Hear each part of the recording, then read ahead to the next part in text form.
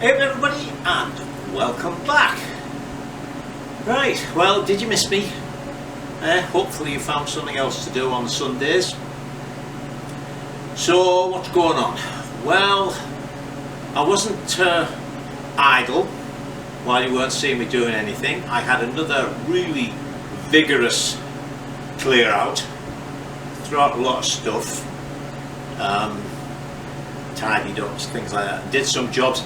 I made the sort of panel that goes on the front of the lathe, which it never had, so I've been going to make that for several years. Made myself a nice rack to take all my welding rods that goes on the side of the welding cart, and various other little jobs. And then last week it was 60 degrees for a couple of days. It was really nice weather, so I got out with the chainsaw and got rid of all the fallen trees. You know, we've got a lorry coming. There's about 28 acres of the property that's the wooded hillside where I have the sections. All that space, and whenever a tree falls down, it always lands in either a section or across a loop. So I cleared all that out, and we've had a really wet, stormy winter, so my gullies, which aren't solid rock, this is all terminal moraine, so they're sort of rocks in clay, and they change whenever there's a storm. I've had to redo a couple of the sections because places where I had sort of beginner riders being able to get out the gullies, they couldn't anymore. So anyway, did that. Right now we're having below freezing days and there's snow out there again, which was annoying because the forecast looked so good. I got the Jag out and took it to get its annual inspection and service and stuff, and they put salt on the roads like the night before. He was booked in. So that's that. Other than that, I've just been taking it steady for the last couple of weeks.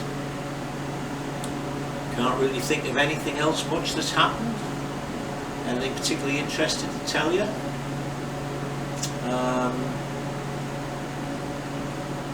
Oh, I did get these. So the wait is over. It's funny, today's Thursday, so chap thought he might come at the weekend, but came on Wednesday, and it was a really nice morning, and then suddenly it was white out. So he'd driven all the way from Vermont. He said it was fine up until about 30 miles away from here, and then suddenly it was just snowing like mad. So anyway, what did I get? Well, I got this and I got that. So we actually have two projects. So what is this? This is a 1967 Greaves Anglian banana fork model. So I've got a bunch more stuff to show you that came with it. So one of the projects is going to be a restoration of this Villiers 37A 250 two-stroke single. You know I don't like two strokes. Both Greaves and Villiers are currently trading companies. In fact, you could buy, Greaves are making everything for these, so you can actually buy a brand new Greaves Anglian. Even this, you'll see, for those of you who don't know Greaves, you'll see as we go along, but the real hallmark of the Greaves was this front piece here is one entire alloy casting. You'll see it closer up. They've even got a foundry that's casting those, from my understanding.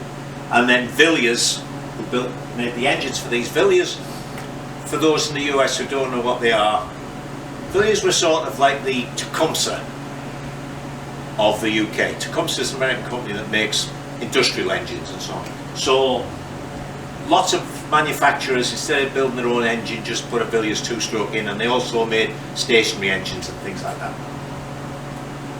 So we're going to have a fully restored one, and as I remembered them, it's in its original colours, which is, you'll notice, grey, almost identical to the one I just did the BSA. So we'll do it back to the original grey. talk about the engines more when we get to it. Alright, and this one, my second acquisition, is another Greaves Anglian, 1967. They're slightly different. I've just been having a quick look at them. There's some minor differences. You may notice, I think you can see all this, the engine cradle there is full of holes. This one isn't. It has some shields on it. But this one's even still got a speedometer mounted here. This one hasn't. Again, the banana forks. So what we're going to do, because I don't like two-strokes, is, I haven't chosen which one yet, we're going to restore one completely to Greaves Anglian spec. The other one, I'll just say this one and that one for ease. I'm going to put a BSA B40 350 engine in. Now, funnily enough, I was talking to Charlie Prescott, you know, Otter BSA is a wonderful website which you should all be visiting regularly. I spoke to him on Sunday and I said, oh, I'll tell you, Charlie, it's a pair of Greaves I bought. I'm going to put a Beezer engine in one. And by pure coincidence, he just happened to receive a set of photographs from someone of a Greaves BSA. So he sent me a couple of photographs of that so I could see how it would fit in. It really fits in nicely. Now, of course, again, for those who don't know Greaves very well, because of this sort of open part of the frame here, you can fit Triumph Twin in that nicely as well. The Grumpf Greaves Triumph. But we're going to do a BSA. So it's got chrome rims. The rims don't look bad. But I'm thinking for the BSA one, we're probably going to go a little mad. This one is just going to be a straight restoration. So if I can get two really nice rims out of it, we'll maybe get new spokes. Actually, even the spokes look good. Don't know where they've been stored, but they're in pretty good condition. Alright, so there you go. Mystery solved. There's our next two projects. So let me move you around and I'll show you what else came with two rolling chassis. Right, well, I'll try and show you everything without having to keep moving you. Okay, so there are two petrol tanks. That's the standard colour. Fiberglass, so we'll have to line these. They do an alloy tank for this. It's a slightly strange shape. Something in there. But we're going to go with these fiberglass ones. As I say, I'll line them with that casual epoxy stuff. But they're nice tanks. I mean, you know, they've even got Monza's type alloy fillers. Both there, both solid. Don't seem to be any cracks in either of them. I don't know whether it's fiberglass or plastic. Well, it's fiberglass, I can see the rough underneath. So then, they came with what looks to be a brand new pair of alloy mudguards. Two bottom ends, less piston. This one turns over, this one doesn't. Where I was really pleased, there's only one, but this is the original Greaves silencer. I get in black. And the chrome's really nice, and this was only painted, so that'll be good.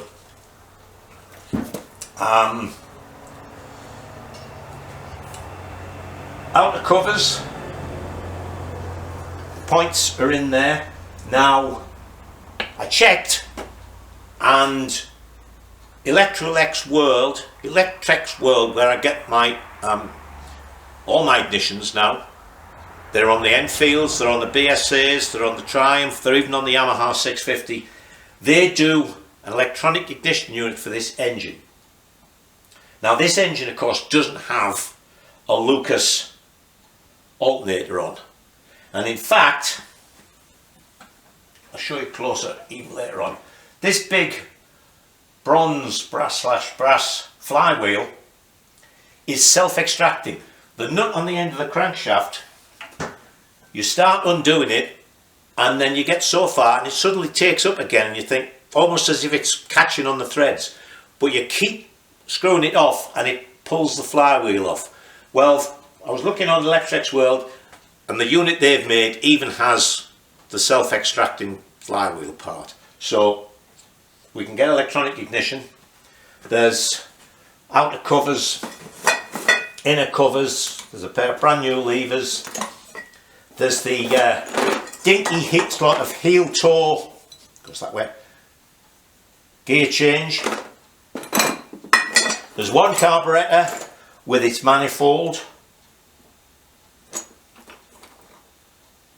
I don't know what that bit's there for.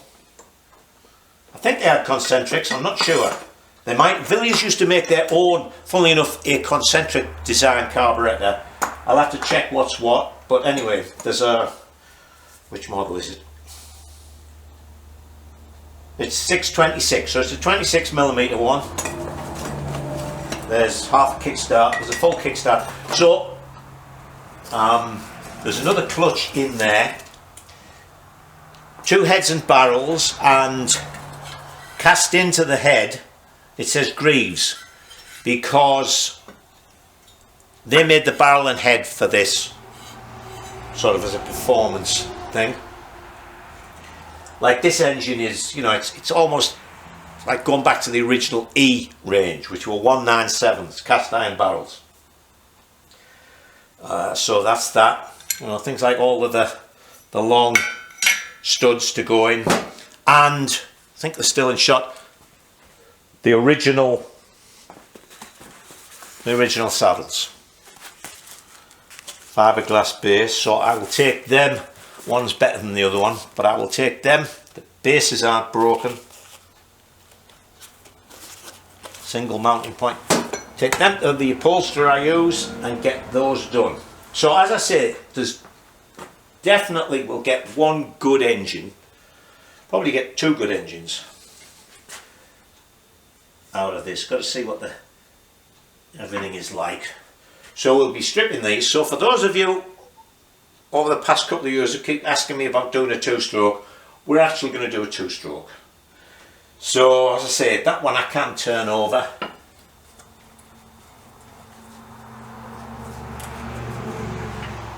Oh, goes to there and stops. Oh, a la Royal Enfield, eh? Let's see, there's maybe something down in there. Oh no, it's gone all the way around. That's good. So that one goes round. This one I think is, oh, that seems to be solid.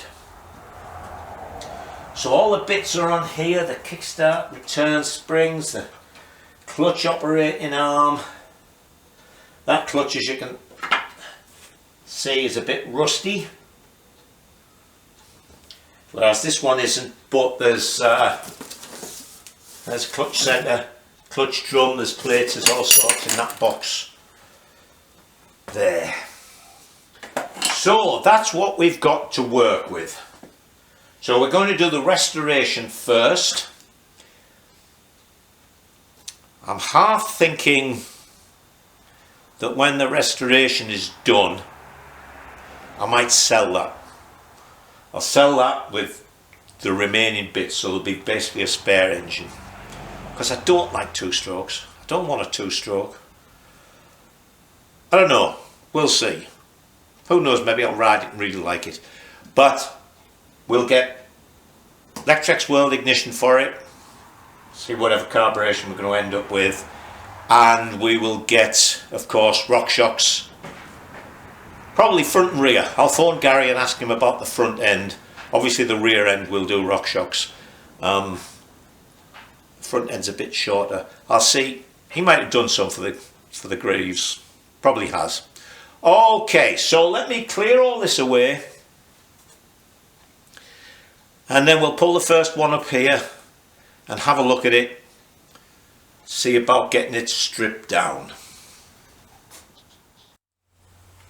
Alright, I thought before I sort of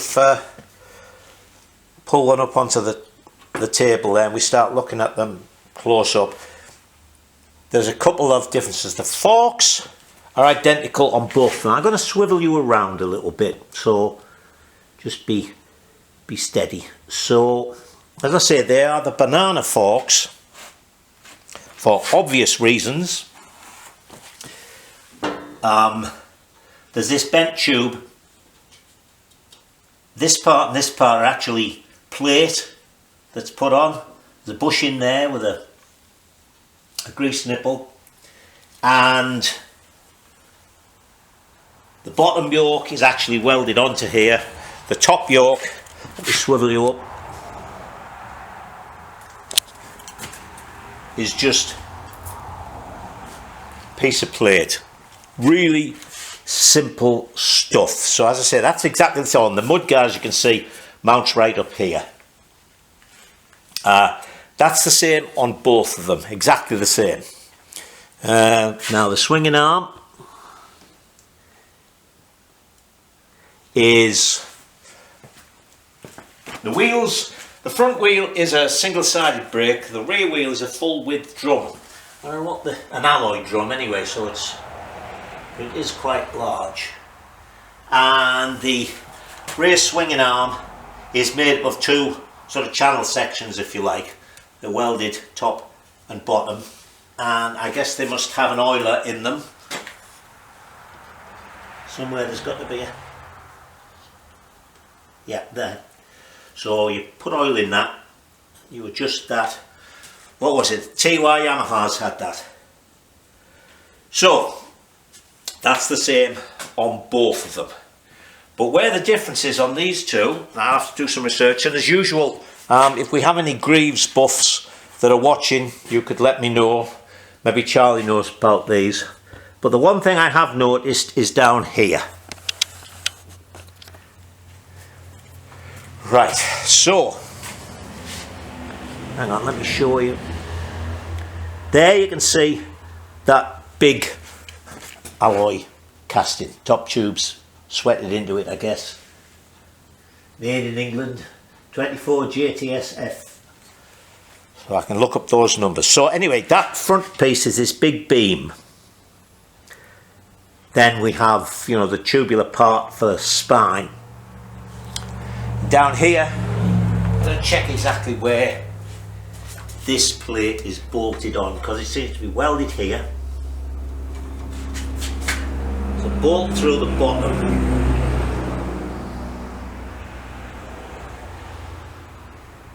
The swinging arm goes through.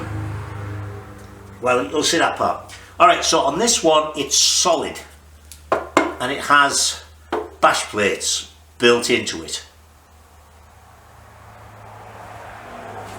On the other one, let me swing it round.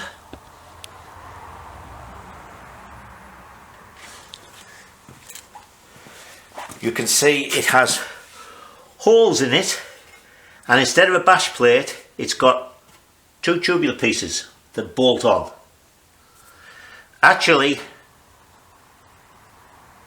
the pictures that Charlie sent me with the BSA have this, I remember. So there seems to be a head mount on the frame. So that part is different. The other thing that somebody's done here on this frame, hang on. Here you see the sort of footrests we had to deal with on these bikes in the 60s. They've got little nubs on them, but that's as big as the footrest was. And they're really thin. I don't know how they expected you to stand on them and them not bend. And obviously they did bend because somebody has actually welded in on both sides a strengthening tube to go underneath. So even, I think, even on the this restoration one, we'll put some proper footrests on it. Because surely whoever buys it, if I sell it, will want to ride it. Certainly if I decide to keep it, I'll want proper footrests on. We'll have to come up with a mounting plate to foot them on. And you can see there They're below the swinging arm, but they're not back at all. So we'll look at them. But anyway, I just thought I'd show you those two different bottoms while the bikes were standing next to each other. So the next thing is, as I say, we'll I guess probably the thing to do is to strip them both and then take the best original out of the two to build up the restoration. Because, well, to be honest, apart from the footrest, there's nothing really I'm going to change. I'm going to have to make some engine plates to mount the BSA engine, but that's it. So, let's get stuck in. I just had a thought. Seeing it's a rolling chassis, let's see how much it weighs. So I put a tank on and a saddle on. So about the only thing we're short is a front mudguard. Right, and it's an alloy mudguard or a plastic mudguard. It's going to weigh next to nothing. So let me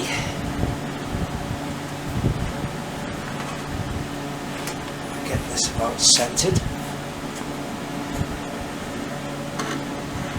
Take the strap off.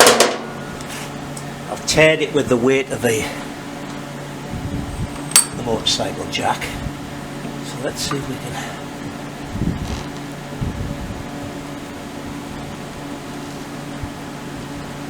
And of course it's got steel rims.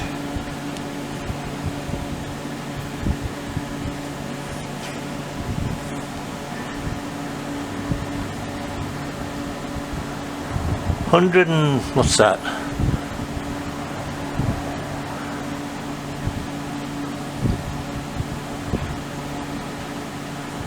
The wheel down there.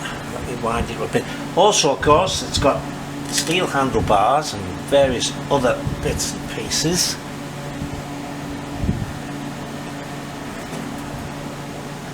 Okay.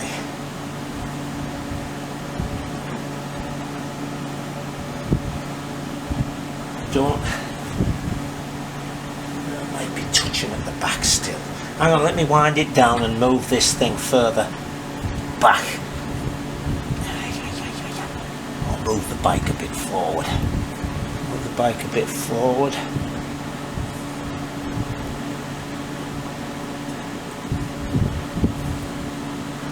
Right, that's the back end off.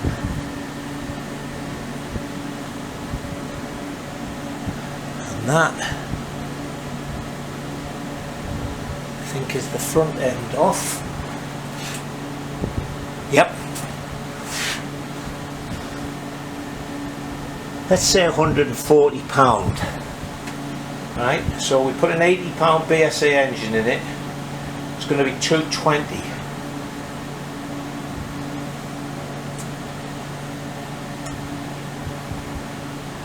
Wonder how much of that weight is in those front forks. I put a pair of telescopics in it, as the later Greaves models had. Anyway, we know it's £140. Alright everyone, it's Saturday afternoon. It's bloody cold outside. It's just stopped snowing. We've got about 4 inches, I think. But Monday and the rest of the week is supposed to be 50. I'm not feeling well. I've got some sort of, at first I thought it was sinusitis because I've had that before, like an infection. I've got pressure in my head, I've had a little bit of a headache, but I've got real pains in my neck here and under my jaw, so I'm going to the doctor's on Monday. But because I hadn't finished this week's video, I came out here. God, I'm good to you fellas. Alright, you'll notice I got a lot stripped. That's because on Thursday when I started, both batteries for the camera were flat. Were dead, as they say here. So I thought, well, I've got another one of these to strip down, so you'll still see it getting stripped. So I started taking it apart. Really bombing along. I thought, oh yeah, I'll get this entire one done this afternoon, till I got to the forks. Now, took all the bottom part off. hang on, let me move a couple of things. So this is the mudguard stay, which seemed to be on a stud there. Took the nut off that cable. Oh, let me bring you in a bit closer.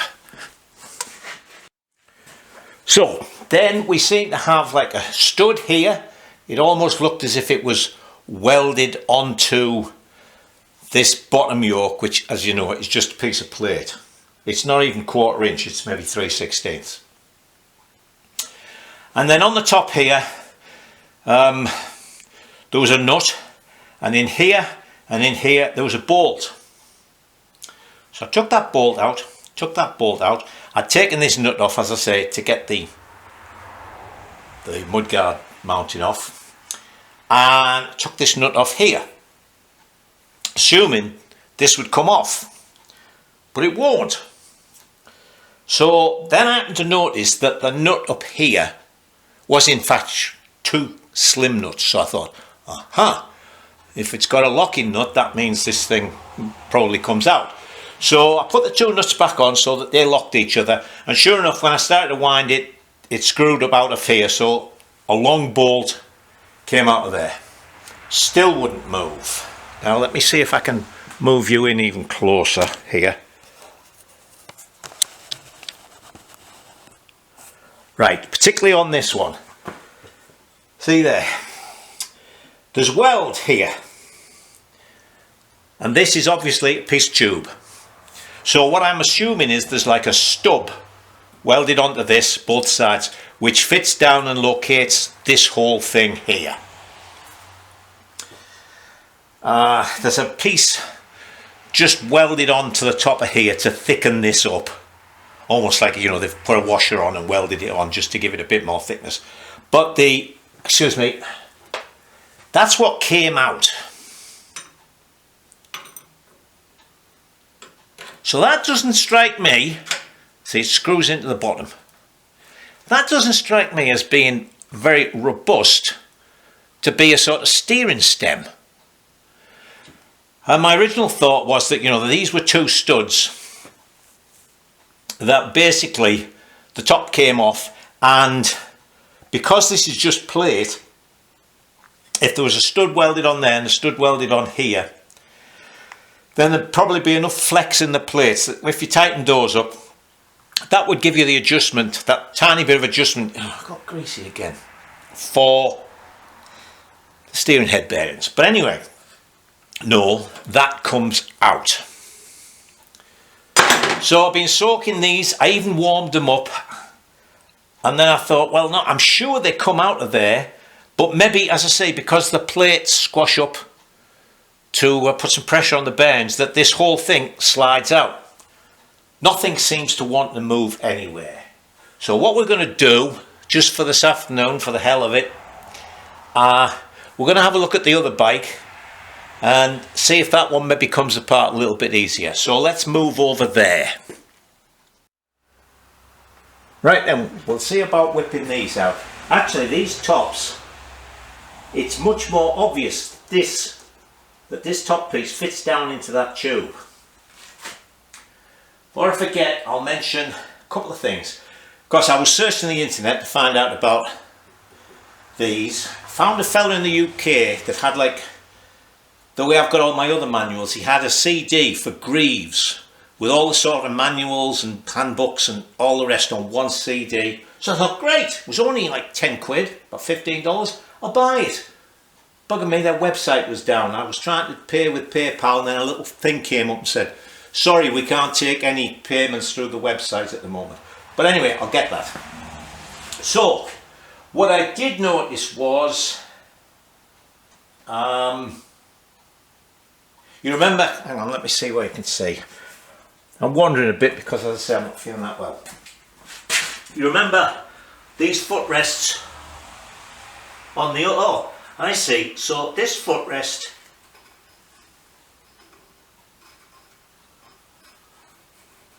has a little piece underneath here which is welded to the frame as a support for this. But the other frame, you'll remember, it actually has pieces that come bolt on right down there Well, I saw a couple of more bikes, and that isn't something somebody's added. That seems to be Greaves. The other thing is, I noticed as well, and then I checked, that frame has a piece welded on here, and it's a cable operated back brake. The hubs are the same. This one has a cross piece that goes over, and it's a rod operated. So it's got a cross piece and an arm here, and a rod operated. Alright, let me get this stuff off here, and then we'll see if we can get this apart. Well, it's coming along, but every nut and bolt is rusted. In fact, I haven't. The reason this is out with the, I've taken the wheel out with the bottom unit on, the bottom loop. I can't get this nut off at all. I got a feeling I'm going to have to drill through the nut and split it. These bolts won't come out. I've got the nuts off, but they're just rusted in. And of the 4 bolts that hold the mud guards on, of course, one I can't get off. So let me press on. Alright, so I got the long stud out. And there's a couple of spaces on the floor. These started to screw out with the impact wrench, but they're really tight, so I think I'm just going to leave those to soak for a while. But they're up, I don't know, 1/4 of an inch or so. And you can see that, look, the tube here is well down. This definitely goes down into that, but how it goes into that is another matter. The bottom one is welded on.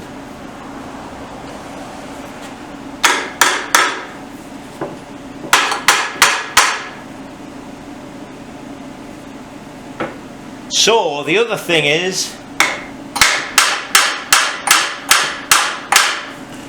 I don't seem to be moving at all. So I'm going to leave it at that before I damage anything. As I said, these bolts came out on the other forks.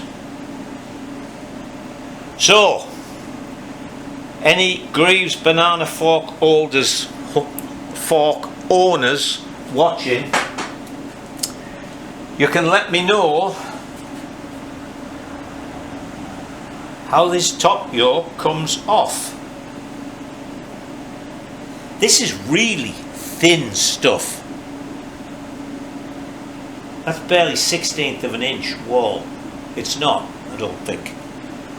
Which is probably why here, and it's probably bronzed on by the looks of it, there's a strengthening piece.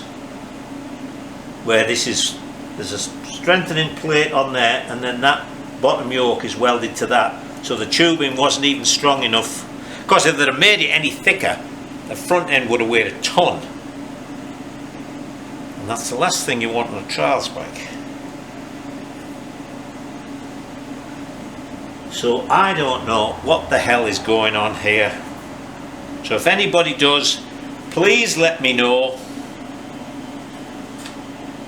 And until then, and I've been to doctors and seen what's wrong. Until then, as I say, you stay safe and enjoy yourselves.